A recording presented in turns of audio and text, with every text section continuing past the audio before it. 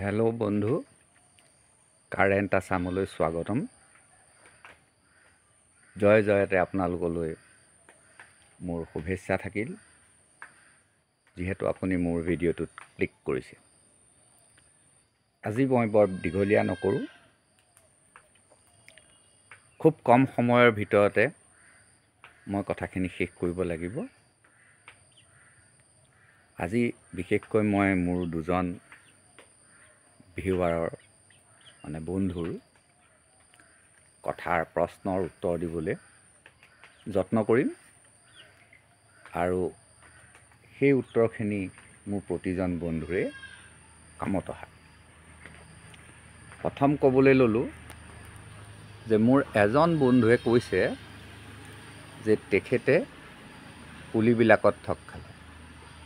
কালি comment বক্সত জনাইছে যে তেখেতক বেপাৰীজনে চব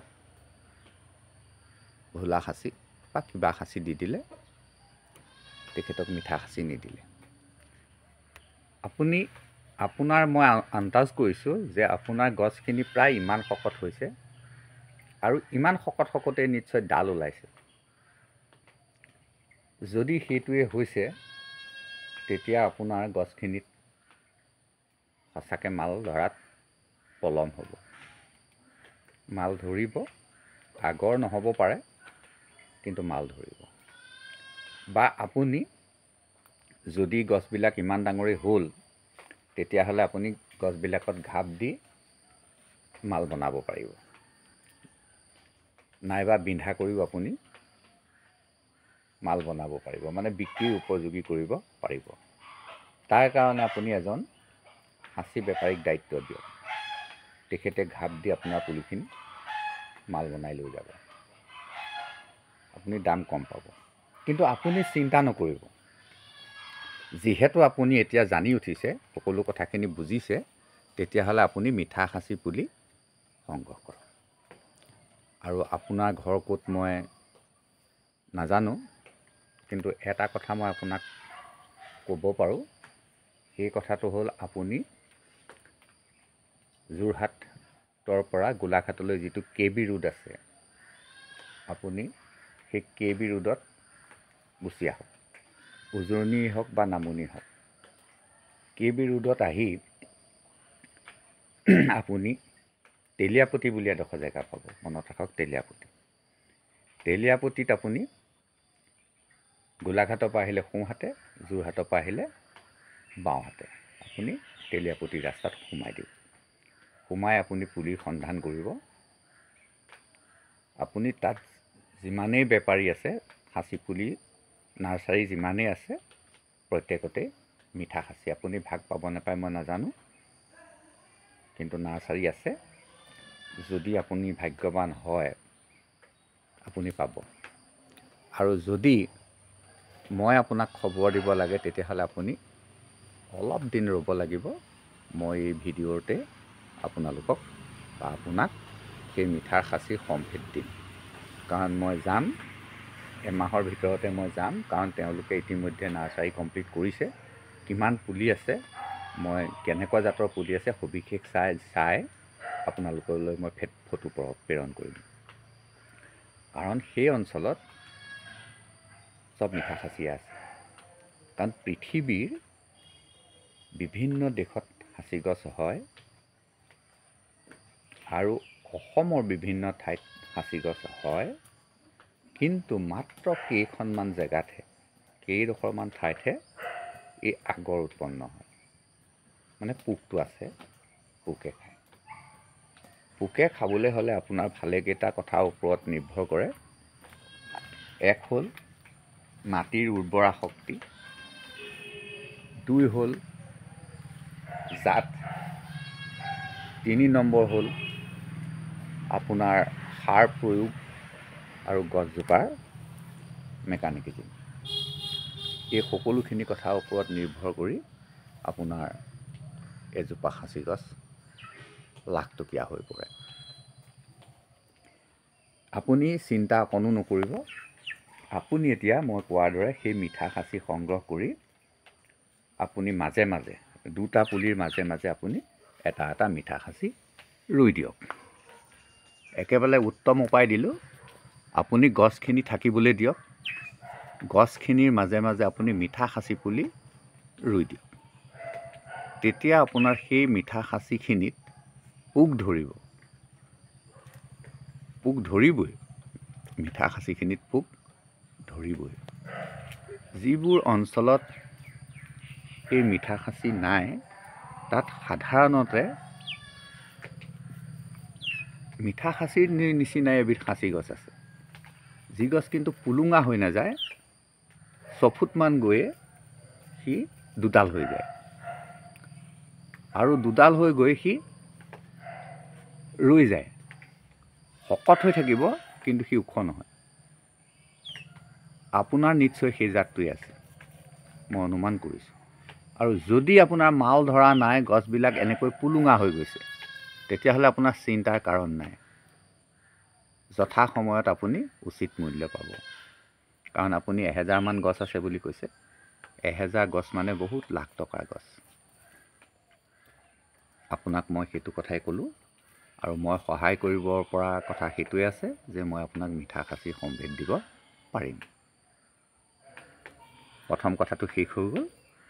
তাৰ পাছতে আহিলে আমাৰ দাস বাইদেৱে এটা প্ৰশ্ন কৰিছে।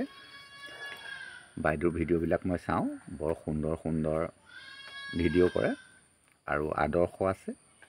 তেখেতে যিবিলাক কাপোৰ দেখুৱাই থাকে বা চিলাই দেখুৱাই থাকে, সেইবিলাকে আমাৰ নৱপ্ৰজন্মক সংস্থাপনৰ একোটা বাট দিব।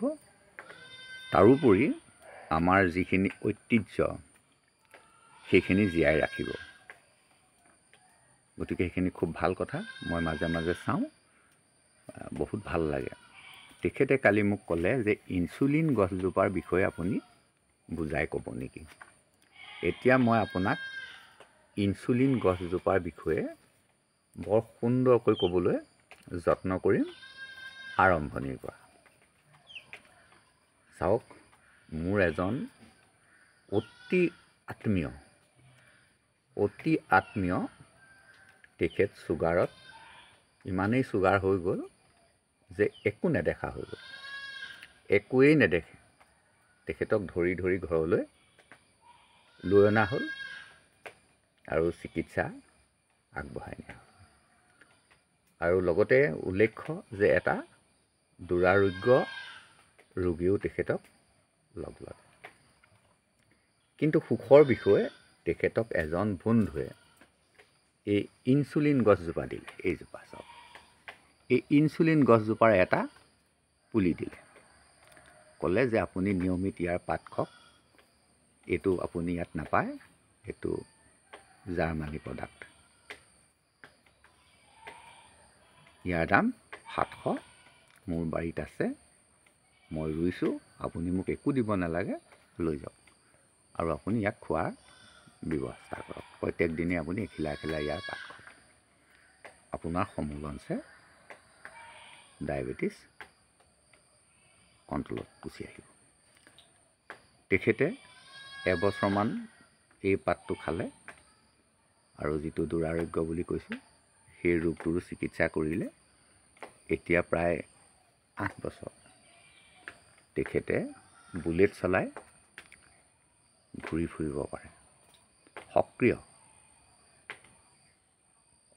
তেখেত এতিয়া এজন সক্ৰিয়, দক্ষ, তৰুণ যুৱকৰ দৰেই ঘূৰি ফুৰিব পাৰে। বয়স তেখেতৰ 65 বছৰ। গতিকে এনেকুৱা এটা অমৃত মই আপোনালোকক কেনেকৈ নেদেখুৱাই পাৰোঁ। কিন্তু এইখিতে এটা কথাও আহে, ইনচুলিন আপুনি বহু প্ৰকাৰৰ পাব, কিন্তু এই জাতটো অতি উন্নত। কিন্তু আপুনি জমলাখুটি বুলি এবিধ বস্তু আছে, ইয়াৰ নিচিনাই, কিন্তু তাৰ পাতখিনি ই দেখিছেনে, এটা ষ্টেপৰ দৰে, ঘূৰ্ণীয়মান ষ্টেপৰ দৰে ই আগবাঢ়ি যায়। এই প্ৰডাক্টটো বহুত ভাল আৰু খাবলৈ ইমান ভাল। আপুনি এখন পাত খোৱাৰ শেষ নহওঁতে আপোনাৰ আৰু এখন খাবলৈ মন যাব। এই কোঁহপাতটো খাব লাগে, বুলি কথা নাই, গোটেইখিনি খাব পাৰে, কিন্তু কুঁহপাতটো খাই বহুত ভাল লাগে। ইমান ভাল লাগে খাই, আপুনি এখিলা খালে আৰু এখিলা খাবলৈ মন যাব। নিমপাত তুলসী পাততকৈও ই ভাল, আৰু একেবাৰে আপোনাৰ কোনো ছাইড এফেক্ট নাই।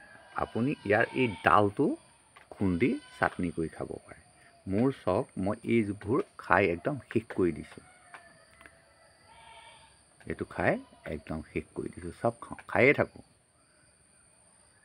আৰু মোৰো এতিয়া চুগাৰ 100ৰ তললৈ আহে, ওপৰলৈ নাযায়। সঁচা কথা কৈছোঁ। মই আপোনাক একেবাৰে দেখুৱাই দিব পাৰোঁ, ৰেকৰ্ডবিলাক মোৰ ওচৰত আছে, মেচিনত দেখুৱাই দিব পাৰোঁ যে 100ৰ ওপৰলৈ মোৰ ফাষ্টিংটো নাযায়। গতিকে মই সবিশেষ আপোনাক বুজাই দিবলৈ নিশ্চয় যত্ন কৰিছোঁ আৰু পাৰিছোঁ। আৰু তেখেতৰ ল'ৰা দুটাই মোক ইয়াৰ পুলি এটা আনি দি ক'লে যে আপুনি খুব সুন্দৰ জেগাত ৰুৱক, টাবতো ৰুব পাৰিব। মোক পুলিটো দিলে, মই ৰুলোঁ, কিন্তু পুলিটো মৰি থাকিলে, মই উঠাব নোৱাৰিলোঁ। পাছত মই তেখেতৰ ঘৰ পালোঁগৈ, আৰু ঘৰলৈ গৈয়ে থাকোঁ, কিন্তু অলপ আঁতৰ। মই গাড়ী লৈ গ'লোঁ, গাড়ীতে একদম মূঢ়াসহ এটা পুলি উঠাই লৈ আহিলোঁ। মূঢ়াটোলৈকে লৈ আহিলোঁ, 3টামান পুলি আহিলে, আৰু মই এই জেগাডোখৰতে ভাল হ'ব বুলি ৰুলোঁ। সঁচাকৈ খুব সুন্দৰ হৈছে। এয়া চাওক, একদম বহুত দূৰলৈকে মই নিবলৈ যত্ন কৰিছোঁ, আৰু ইয়াৰ যিখিনি দীঘল দীঘল হৈ গৈছে, এইখিনি মই আকৌ ৰুই দিম। আৰু মই প্ৰচুৰ গোবৰ দিছোঁ। চাওক, এয়া একদম গোবৰ দি, মই পূৰা গোবৰ দি ৰাখিছোঁ, যাতে ডাও ডাওকৈ মোৰ গছ ওলায়ে থাকে, বাঢ়িয়ে থাকে, হৈয়ে থাকে, মই খাই থাকিবলৈ পাওঁ। এতিয়া কথা হ'ল বাইদেউ, আপোনাক মই এই গছজোপাৰ পুলি দিব পৰাহেঁতেন খুব ভাল আছিল, কিন্তু কেনেকৈনো নিব, কেনেকৈনো দিম? আপুনি নাৰ্চাৰীবিলাকতে খবৰ কৰিব, আপুনি পাব ইনচুলিন প্লাণ্ট। ইনচুলিন প্লাণ্ট মানে ই আমাৰ দেহত প্ৰয়োজনীয় ইনচুলিন উৎপাদন কৰিব পাৰে। গোটেই কথাটো হ'ল সেইটোৱে, সেইকাৰণে ইয়াৰ নাম হ'ল ইনচুলিন প্লাণ্ট। আপুনি নেটত চাব পাৰে, গুগলত মাৰি চাব পাৰে, আপুনি চাব, আপুনি সবিশেষ জানিব পাৰিব। ভাল লাগিলে আপুনি মোৰ ভিডিঅ'টো চালে, মই আপোনাক ধন্যবাদ তথা কৃতজ্ঞতা জ্ঞাপন কৰিছোঁ। চাই থাকিব মোৰ ভিডিঅ'বিলাক, আপোনাৰ ভিডিঅ'বিলাকো মই চায়ে থাকোঁ। নিশ্চয় কোনোবা নহয় কোনোবা উপকৃত হ'ব। মানৱ জীৱন খন্তেকীয়া, কিমান দিননো থাকিম? কাৰো উপকাৰ কৰিব নোৱাৰিলেও অপকাৰ নকৰাকৈ আমি জীয়াই থকাটোৱে মংগল। মৰিলে যাতে মানুহে কয় মানুহজন ভাল আছিল, সিমানেই। গতিকে এইটো বিষয়ত মোৰ ক'ব লগা মই শেষ কৰিছোঁ। যদি আৰু কিবা জানিব লগা থাকে আপুনি ক'ব। যিকোনো ভিডিঅ'ত মই বিশেষকৈ সাঁচি গছৰ ওপৰত কৈ আছোঁ। আপুনি যেনেকৈ এটা কণ্টেণ্ট বাছি লৈ সেইটোতে গৈ আছে, ময়ো এতিয়া বৰ্তমান সাঁচি গছৰ ওপৰতে মই ভিডিঅ' দি আছোঁ। কাৰণ এই সাঁচি গছৰ ওপৰত মোৰ যথেষ্টখিনি দক্ষতা আহি পৰিছে, যিহেতু মই ইয়াতে লাগি থাকোঁ। এতিয়া মই আকৌ সাঁচি পুলিটোলৈ গৈছোঁ, মই বেছি যোৱা নাই। এই সাঁচি পুলিটোত যে এয়া চাওক, জোল বৈ আহিছে। এনেকৈ পোকে খোৱাৰ পিছত যদি জোল বৈ আহে, সেইজোপাতকৈ আৰু উন্নত সাঁচি গছ নাই। আমি যিমানেই নকওঁ, যিমানেই মিঠা সাঁচি, তিতা সাঁচি কৈ থাকোঁ, কিন্তু এনেকৈ জোল বৈ অহাজোপাৰ মূৰটো এটাই আহিছে ন, গোটেই গছজোপা তিয়াই পেলাব। সেইজোপা গছৰ দাম হ'ব বহুত লাখ টকা। বহুত লাখ টকাৰ তাত মাল থাকিব, কিন্তু আপুনি সিমান লাখ টকা নাপায়। কিন্তু 8 লাখ 10 লাখ টকা আপুনি পাব, যদি 4-5 ফুট গোলাই হৈ যায়। 8 লাখ 10 লাখ টকা পাব, গোটেই গছজোপা টিকি থাকিব। আৰু সেইজোপা গছ নিবৰ কাৰণে আপোনাক একেবাৰে হোজাইৰ পৰা মানুহ আহিব, গম পালে? আপোনাক গোলাঘাটৰ বা নাহৰণিৰ বেপাৰীয়ে সেইজোপা গছ উঠাব নোৱাৰে। যিহেতু আপুনি গছজোপা যেতিয়া চিনি পাব, আপুনি যেতিয়া তাত 10 লাখ টকা লগাব, বেপাৰী কিন্তু হতি নিদিয়ে। তেওঁলোকে খুব হেভি পাৰ্টি লৈ আহিব। সেইজোপা ছাললৈকে মাল থাকিব। সেইজোপা গছৰ ছাললৈকে মাল থাকিব, তাত বগা অংশটো একেবাৰে নাইকিয়া হৈ যাব। Black diamond. এতিয়া মিঠা খাচী আপুনি চিনি পাবলৈ হ'লে, মিঠা খাচী কেতিয়াও বেকা বেকি হৈ নাযায়। সি একেবাৰে মিঠা, একেবাৰে চাওক মোৰ এইজোপা গছ এতিয়া কিমান ওপৰলৈ গুচি গৈছে, 20-25 ফুট ওখ হৈ গ'ল, একদম হাও হাওকৈ গৈ আছে। মোৰ যিমানখিনি গছ আছে গোটেইখিনি মিঠা খাচী আছে, কাৰণ আমাৰ অঞ্চলটোত মিঠা খাচী আছে। কিন্তু 2 কিলোমিটাৰ আঁতৰত যদি আপুনি গুচি যায়, আমাৰ ঘৰৰ পৰা যদি 2 কিলোমিটাৰ আঁতৰত গুচি যায়, গোটেই সোপা মানে কিবা খাচী। তো কি ক'ম, মানুহবিলাকে বিৰাট ঠগ খাইছে। এইজোপা কচুজোপাৰ মাজেদি নি চাই দিয়ক, এইজোপা চাওক কেনেকৈ মাল ধৰি জোল বৈ আহিছে, দেখিছেনে? একদম মাটিত লাগিছে, একদম মাটিত লাগিছে। এতিয়া সৰু হৈ আছে, অকণমান ডাঙৰ হোৱাৰ পিছত সেইজোপা গছত মই মোৰ যাদু লগাই দিম। তাৰপিছত আপুনি সেইজোপা গছেই হ'ব লাখটকীয়া। আমাৰ ঘৰত যিমানবিলাক গছ আছে বা আপোনাৰ ঘৰত যিমানবিলাক গছ আছে, আপুনি প্ৰত্যেকজোপাতেই লাখ টকা পাব। এইজোপাহঁত গছ আমাৰ ইয়াত কিছুমান মানুহে বিকিয়ে দিয়ে, গছ চিনি নাপায়। এইজোপা গছ বিকিব হোৱা নাই। এই যিটো আপুনি পানী অহা লোৰ দেখিছে, জোল বৈ আহিছে, সেইটো এই বগা অংশটো যে দেখিছে, তেনেকুৱা হৈ যাব।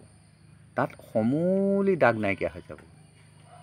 এই বৈ অহা দাগটো একেবাৰে সমূলি নাইকিয়া হৈ যাব আৰু একো নাথাকে। তাৰপিছত সেইজোপা লাখটকীয়া গছ হ'ব। খাচী খেতি ভালকৈ কৰিবলৈ মন থাকিলে এনেকুৱা গছৰ পৰাই গুটি সংগ্ৰহ কৰিব লাগে। আপুনি 1000 জোপা ৰোৱক, 100 জোপা ৰোৱক, আপোনাৰ কোটি টকা জমা হৈ যাব। আপুনি সঞ্চয় বেলেগত কৰিব নালাগে। এই খাচী গছতেই আপোনাৰ দিনে দিনে টকা জমা হ'ব। যিমানে দিন বাগৰিব, সিমানে আপোনাৰ এইজোপাত বাগৰি গৈ থাকিব। ধনৰ একোটা একোটা কলহ, এটা এটা খাচী পুলি, এজোপা এজোপা ধনৰ কলহ। এনেকুৱা গছৰ পৰা গুটি সংগ্ৰহ কৰি আপুনি নিজেই পচক আৰু নিজেই ৰোপণ কৰক। 2 বছৰৰ পিছত আপোনাৰ ঘৰত উভৈনদী গুটি হ'ব। আপুনি পচাওক, পচাই সেই গছজোপাৰ পৰা আপুনি 10,000 টকা প্ৰত্যেক বছৰেই পাই যাব। প্ৰত্যেক 10 জোপাৰ পৰা তেতিয়া আপুনি 1 লাখ টকা পালেই। গতিকে আমি খাচী গছৰ পৰা লাখ টকা, বছৰেকত লাখ টকা আমি খুব সহজে লৈ থাকিব পাৰিম। আৰু যেতিয়া মানুহখিনিয়ে গম পাই যাব যে আপোনাৰ ঘৰৰ খাচী পুলিখিনি এইকেইজোপা গছৰ, আপুনি ডিটেইলছ তেওঁলোকক বুজাই দিব, আপোনাৰ 10 টকা কি 15 টকাকৈ নিব। কাৰণ এটা ভাল জাতৰ পুলি 15 টকা দি ৰুবলৈ মানুহে ভয় নকৰে। হেল্ল' বন্ধু, বহুতখিনি কথা খাচী গছৰ ওপৰত আপোনালোকক কৈ আছোঁ আৰু কৈ থাকিম। কালি ভিডিঅ'টোতো মই কৈছোঁ, আজিও কৈছোঁ যে 40% মানে 50%, প্ৰায় 50% নৱপ্ৰজন্মই মোৰ ভিডিঅ'বিলাক চাইছে। তেওঁ সুখৰ কথা। সেই ডেকা বন্ধু, তোমালোক আহা, ভাল জাতৰ খাচী গুটি সংগ্ৰহ কৰা, পলিথিন কৰা, ৰোৱা। তোমালোকে কেতিয়াও কাৰো ওপৰত নিৰ্ভৰশীল হ'ব নালাগে আৰু বেলেগ কৰ্ম সংস্থাপনলৈও যাব নালাগে। মই কোৱা নাই তুমি চৰকাৰী চাকৰি কৰিব নালাগে বুলি, কিন্তু চৰকাৰী চাকৰি এটা পোৱাৰ আগলৈকে তুমি এই খাচী খেতিত মনোনিৱেশ কৰা। কেতিয়াও পিতৃ মাতৃৰ 10 টকা দিয়া বুলি খুজিব লগা নহ'ব। চোৱাচোন আমাক কিমান কষ্ট কৰি মা দেউতাই ডাঙৰ কৰিছে, আমি তেওঁলোককে পইচা খুজি থাকোঁ। আমাক যে ডাঙৰ কৰি দিলে, এতিয়া আমি যেতিয়া ডাঙৰ হ'লোঁ, তৰুণ হ'লোঁ, আমি তেওঁলোকক এতিয়া দিব লাগে। তুমি যেতিয়া খাচীৰ নাৰ্চাৰী এখন কৰিবা, প্ৰথম বছৰতেই তোমাৰ টকা আহিবই আৰু তাৰপাছত তুমি ক'ব পাৰিবা যে দেউতা মই 80,000 টকা পাইছিলোঁ, তোমাক 10,000 দিছোঁ। আৰু 2 বছৰ তেনেকৈ কৰাৰ পিছত তুমি এটা ধুনীয়া 1.5 লাখ টকীয়া আইফোন ল'ব পাৰিবা। তুমি কৰা কামখিনিকে ভিডিঅ' আকাৰে জনসাধাৰণৰ মাজলৈ পঠিয়াই দিব পাৰিবা। নজনা কথা, পৃথিৱীৰ নজনা কথাবিলাক তুমি এই মোবাইলৰ দ্বাৰাই জানিব পাৰিবা। আনকো আকৰ্ষিত কৰিব পাৰিবা। এখন উদ্যান সদৃশ খাচীৰ বাগান কৰি তুমি সফলতা অৰ্জন কৰিব পাৰিবা। আশীৰ্বাদ থাকিল। আজি ভিডিঅ'টো ইমানতে শেষ কৰোঁ। যদি বহা দুটা হৈছে মাফ কৰি দিব। আজিলৈ আহোঁ। ধন্যবাদ।